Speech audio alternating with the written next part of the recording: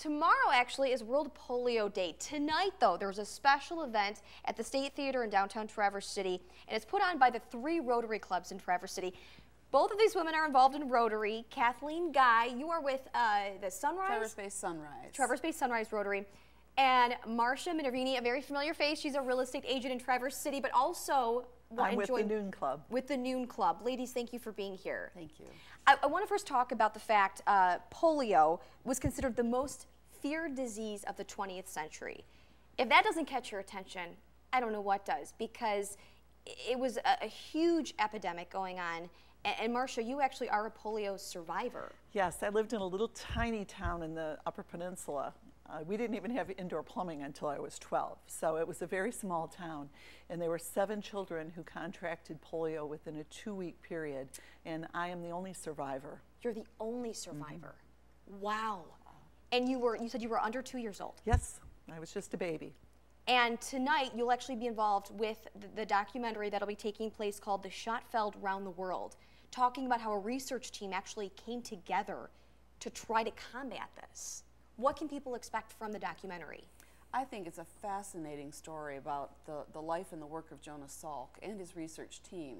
He was very much a team leader, but also recognized the contributions of that team, and their discoveries led to the polio vaccine. In 1954, there were over 58,000 cases of polio in the United States alone. Oh my goodness. And so it was just a dreaded disease because there is no cure. There still is no cure, but there is prevention. And polio, for those people who are not familiar, it affects the central nervous system, primarily your spinal cord, and it affects your ability to move.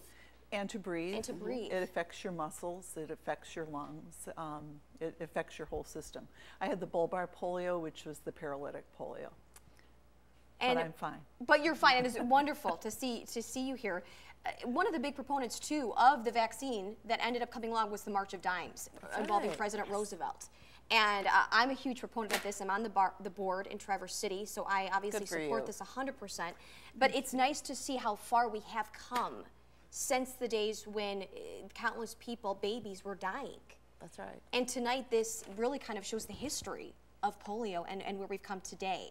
March of Dimes actually funded the research for the polio vaccine. Isn't that fantastic? 100%. It wasn't the federal government, it was the March of Dimes. Wow. And when we were children, we would go door to door and fill up cards full of dimes. And in movie theaters, doing that. That's right. And in movie theaters, they would pass buckets to collect money.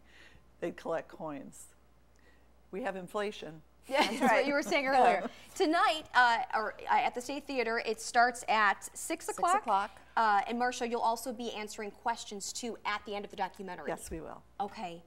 Well, ladies, thank you very much. Definitely a great event to kick off World Polio Day, which is tomorrow. That's right. All right. Thank you again.